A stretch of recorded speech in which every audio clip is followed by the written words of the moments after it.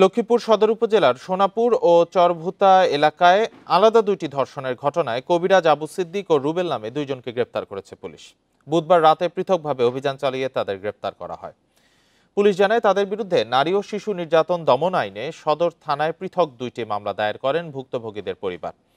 এর আগে মঙ্গলবার বিকেলে সদর উপজেলার সোনাপুর এলাকার নাতিকে চিকিৎসা করাতে কবিরাজ আবু সিদ্দিকের কাছে আসেন ভুক্তভোগী ওই নারী। চিকিৎসার এক পর্যায়ে ওই নারীকে ধর্ষণের চেষ্টা করে কবিরাজ সিদ্দিক। এ সময় ভুক্তভোগী নারীর চিৎকারে আশেপাশের মানুষ এগিয়ে এলে পালিয়ে যায় সিদ্দিক।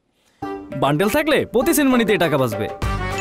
বিকাশ সেনমানি বান্ডেল কিনে জিতুন প্রতি লেনদেনে। পরে স্থানীয়দের সহযোগিতায় কবিরাজকে আটক করে পুলিশে সোপর্দ করা হয়। মঙ্গলবার বিকেলে একই উপজেলায় বিয়ের প্রলোভনে এক তরুণীকে তুলে নিয়ে ধর্ষণ করে রুবেল নামে এক যুবক। এই ঘটনায় বুধবার রাতে ভুক্তভোগীর মা বাদী হয়ে থানায় মামলা করেন। পরে কমলনগরে অভিযান চালিয়ে অভিযুক্ত রুবেলকে গ্রেপ্তার করে পুলিশ।